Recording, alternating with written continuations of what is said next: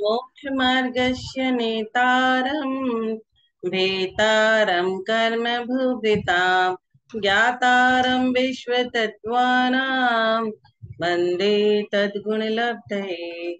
हम कर रहे हैं तत्वार सूत्र का दूसरा अध्याय, सूत्र संख्या 7। पारिणामिक भाव के तीन भेद। कितने? तीन भेद। जीव भव्या भव्यत्वाणि च। पारिणामिक भाव तीन है, जीवत्व, भव्यत्व और अभव्यत्व। जीवत्व का अर्थ है चैतन्य, ये शक्ति आत्मा की स्वाभाविक है। इसमें कर्म के उदय आदि की अपेक्षा नहीं पड़ती, इसलिए पारिणामिक है। भव्यत्व किसे कहते हैं? जिस जीव में रत्नत्रय प्रकट करने की योग्यता है वह भव्य है। आप सभी जो भी ये सुन रहे हो तत्वार सूत्र की क्लास, वो सभी जीव भव्य है। अभव्य जीव को कभी भी स्वाध्याय की, तत्व चर्चा की, मंदिर जाने की इच्छा नहीं करेगी। अभव्यत्व, जिस आत्मा में रत्नत्रय प्रकट करने की, मोक्ष जाने की योग्यता नहीं है, वह अभव्य है। जैन धर्म की सबसे बड़ी गाली किसी को अभव्य कहना। एक बार एक पंडित जी को किसी ने कह दिया ये अभव्य है, उन्हें बहुत दुख हुआ। दुख होकर के वो चले दूसरे दिन ट्रेन पकड़ के आचार्य श्री गुरुवर के पास, और आचार्य श्री गुरुवर विद्यासागर जी को कहा कि इसने मुझे अभव्य कहा। तो उन्होंने उसे कहा, आप जरा अपने आप को देखो, आप कितने जागरूक हो, स्वाध्याय के प्रेमी हो, आप अभव्य कैसे हो सकते हो? तो जिस आत्मा में रत्नत्रय प्रकट करने की, मोक्ष जाने की योग्यता नहीं है, वह अभव्य है।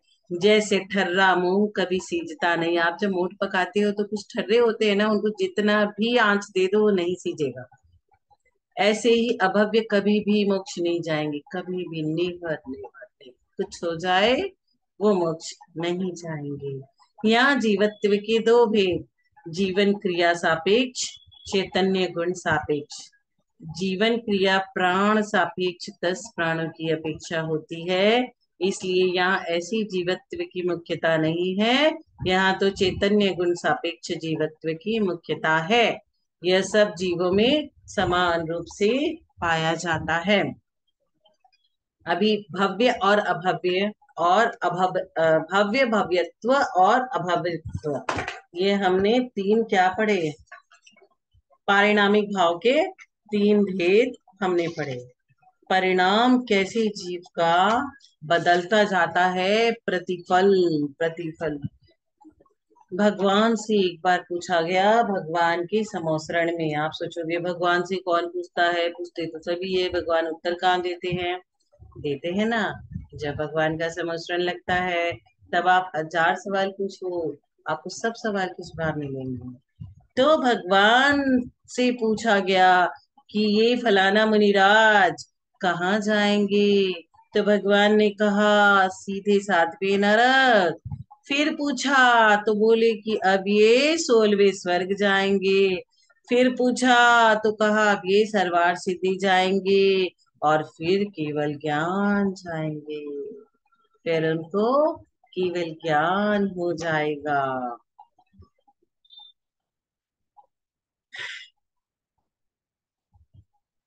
तो कैसे जल्दी जल्दी परिणामी भाव व्यक्तियों के बदलते रहते हैं, प्रतिफल प्रतिफल।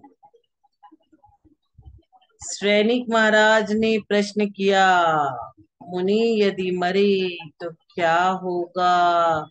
अभी उनके लिए दो महिलाएं बोली, मुनिराज ने तो दीक्षा ले ली, पड़ोसी राजा ने आक्रमण कर दिया, इनके शहर पे ऐसे ऐसे मरे नरक।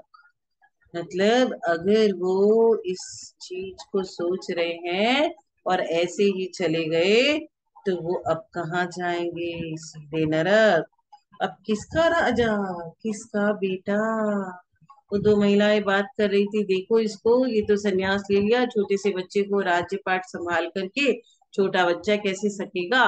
तो उनके मन में भी एक बार के लिए आ गया कि हाँ ये मेरा बच्चा कैसे होगा क्या होगा, लेकिन वो भाव अगर उसके रहते तो सीधा नरक। तत्काल ही उन्होंने भक्तांबर की पाठ किया, उन्होंने 12 भावनाएं की, उन्होंने 16 कारण भावना की, 16 कारण भावना का चिंतन किया। अब मरे तो आयु कर्म बंधा, स्वर्वे स्वर्ग, आत्मलिंग, स्वार्थ अब निकल ही नहीं। अब क्या हुआ, अब सीधे सर्वार्थ सिद्धि। अपने परिणामों को ऐसे संभालना। एक बार के लिए परिणाम में उनके परिवर्तन आया था। उन्होंने सोचा यदि मेरे पुत्र का ऐसा वैसा, फिर काहे का पुत्र, काहे का राजा, काहे की प्रजा, 12 भावनाओं का चिंतन किया उन्होंने। ये सारे चिंतन कर करके 16 कारण भावना भाई, और फिर उनको सर्वार्थ सिद्धि का फल। इसीलिए अपने अपने परिणामों को संभालो, अपना उपयोग अपने में लगे तो ही मोक्ष होगा। अपना उपयोग हम अपने में कम और दूसरों में ज्यादा लगाते हैं। स्व समय हमारा कितना है और पर समय हमारा कितना है, हमें यह देखना होगा। 8वां नंबर सूत्र, जीव का लक्षण क्या है। अभी तो जीव की चर्चा चल रही है, 4 अध्याय तक यही चलने वाला है। जीव का लक्षण, उपयोगो लक्षणम। उपयोग जीव का लक्षण है। चैतन्य के अनुविधायी या अन्वयी या अविनाभवी परिणाम को उपयोग कहते हैं। अनुविधायी साथ रहने वाला, अन्वयी जो अन्यत्र न रहे, और अविनाभावी जिसके बिना जो न रहे। लक्षण का अर्थ है पहचान। बहुत से मिले हुए पदार्थों में से किसी एक पदार्थ को भिन्न देखने वाला हेतु लक्षण कहलाता है। आप क्या बोलते हो, इस बच्चे का लक्षण ऐसा है कि बड़ा होके कुछ न कुछ बनेगा, इसमें बहुत टैलेंट है। यह उपयोग सब जीवों में पाया जाता है। जीव के अलावा अन्य द्रव्यों में यह उपयोग नहीं पाया जाता है। अतः यह उपयोग जीव का लक्षण है। उपयोगो लक्षणम। 9वां नंबर सूत्र, स द्विविधोष्ट चतुर्भेद। उपयोग के भेद। वह उपयोग दो प्रकार का, द्वि माने दो, ज्ञानोपयोग और दर्शनोपयोग।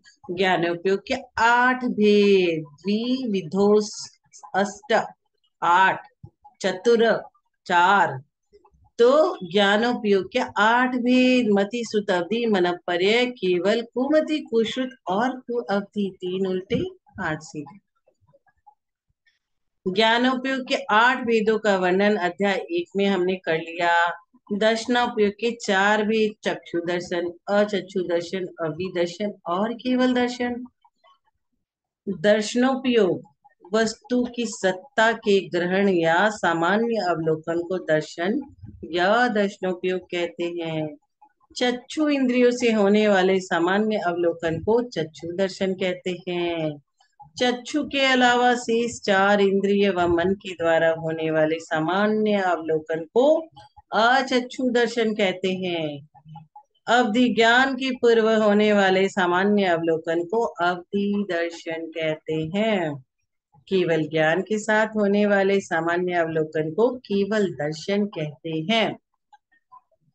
छद्मस्त जीव को 12 गुण स्थान तक पहले दर्शनोपयोग होता है और फिर ज्ञानोपयोग होता है, परंतु केवलियों को दोनों उपयोग एक साथ होता है।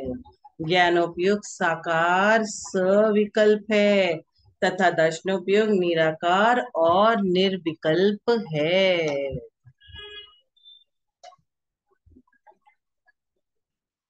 जीव कितने प्रकार के, जीव 2 भेद, संसारिणो मुक्ताश्च। 10 नंबर का सूत्र, संसारी और मुक्त। जो कर्म से सहित जीव है वह संसारी है। संसार का मतलब परिभ्रमण, संसरण करना, उसी को परिवर्तन कहते हैं। लोक में 5 प्रकार का परिवर्तन करने वाला जीव संसारी है। पंच परावर्तन, द्रव्य, क्षेत्र, काल, भाव और भव। द्रव्य परिवर्तन किसे कहते हैं समझिएगा। संसार के समस्त कर्म और नौ कर्म पुद्गल को क्रम से ग्रहण करने और भोग कर छोड़ देने रूप परिभ्रमण का नाम द्रव्य परिवर्तन है। क्षेत्र परिवर्तन लोकाकाश के सर्व प्रदेशों में क्रम से उत्पन्न होना। कहाँ पैदा नहीं हुए? स्विट्जरलैंड जाना है, वहां पे भी रह चुके हो। अमेरिका जाना है, वहां पे भी रह चुकी हो। सब जगह पे आप, कोई ऐसा कोना नहीं जहाँ पे आप नहीं रहे हो। है तो वो है सिद्धालय। वहीं पे नहीं रहे। तो लोकाकाश की सर्व प्रदेशों में क्रम से उत्पन्न होने और मरने रूप परिभ्रमण को क्षेत्र परिवर्तन कहते हैं। काल परिवर्तन क्रम क्रम से उत्सर्पणी और अवसर्पणी काल के सब समयों में जन्म लेना। सब में जन्म ले चुके। आदिनाथ प्रभु थे तो भी हम थे, और अभी भी हम हैं। जन्म ले रहे हैं, मर रहे हैं। जन्म लेना और मरने रूप परिभ्रमण का नाम काल परिवर्तन है। भाव परिवर्तन नरकादि गतियों में बार बार उत्पन्न होना। एक श्वास में 8-10 बार जन्मियो मरियो भरियो दुख बार। 8-10 बार मैंने 18 बार एक श्वास में। ये सब भी कर चुके दौलत राम जी ने छड़ाला में खूब लिखा है। तो नरकादि गतियों में बार बार उत्पन्न होकर जघन्य आयु से उत्कृष्ट आयु पर्यंत सब आयु को भोगने रूप परिभ्रमण का नाम भाव परिवर्तन है। विशेष यह है कि स्वर्ग की ग्रीवकों के ऊपर की आयु नहीं भोगता है। भाव परिवर्तन सब योग स्थानों और कसाई स्थानों के द्वारा क्रम से ज्ञान आवरण आदि सब कर्मों की जघन्य मध्यम उत्कृष्ट स्थिति को भोगने रूप परिभ्रमण को भाव परिवर्तन कहते हैं। संक्षेप में यह पंच परावर्तन का स्वरूप है। जो जीव इन पंच परावर्तन को कर रहा है वह संसारी है। आप यहाँ बैठ करके तत्वार सूत्र की वांछना सुन रहे हो, और मैं यहाँ बैठ करके तत्वार सूत्र समझाने की कोशिश कर रही हूँ। ये भी बहुत बार हो चुका है। आप जहाँ पे बैठे हो, आपकी मम्मी पापा, आपका घर, ऐसा ही पहले भी हुआ था। क्योंकि हम तो बरसों से, अनंत काल से हैं, अनादि अनंत काल से हम जिए जा रहे हैं और पंच परावर्तन में घूमे जा रहे हैं। एक ऐसा नोट जो आपने किसी को दिया, और वह नोट घूम के आपके ही हाथ में वापस आ जाना। विचार करिएगा।